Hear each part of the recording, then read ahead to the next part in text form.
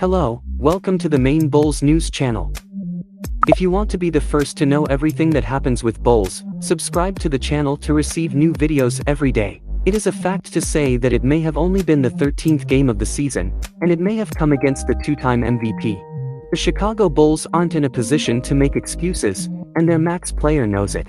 Zach LaVine didn't mince words after Sunday night's brutal 126-103 home loss to the Denver Nuggets.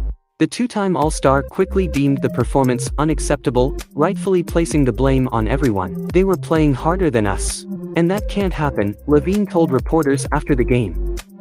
"You try to pick it up, and against good teams it's not going to work out that way all the time. So we didn't look good offensively. We couldn't stop them defensively, and that's the result you get. I think that's on all of us collectively. You just can't have a showing like that at home. It's upsetting. You can grab the world's loudest megaphone and say that again." Bulls were borderline unwatchable on Sunday. The defense allowed Denver to shoot 60% from the field with 33 assists. Meanwhile, on the other end, the Bulls played like one of the least energized units in the league despite having three offensive-minded all-stars on the floor. For an organization that has made a clear goal of improving on last season's mark, it was one heck of a discouraging performance. And, again, this has nothing to do with the opponent and everything to do with the way the team approached the game. The Bulls' lack of effort was genuinely concerning, especially when we consider this group had 3 days to prepare.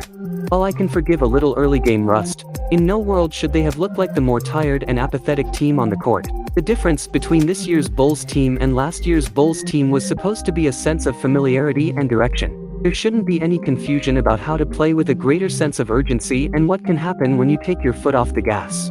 So while it's at least encouraging to hear LaVine condemn the poor performance and DeRozan say that the team had a fruitful discussion about it, I have to wonder why this didn't happen mid-game. Why wasn't there a greater emphasis to fix things then and there? Look, I'm willing to forgive a couple of bad performances during an 82-game season. But I can only do just that if the team can prove they learned something from it. Despite some additional rest, the schedule isn't getting any easier over the next few weeks, as New Orleans, Boston, and Milwaukee make up 3 of their next 4 games. If the Bulls want to prove they aren't just saying the right things, putting up an honest fight in those contests will be key.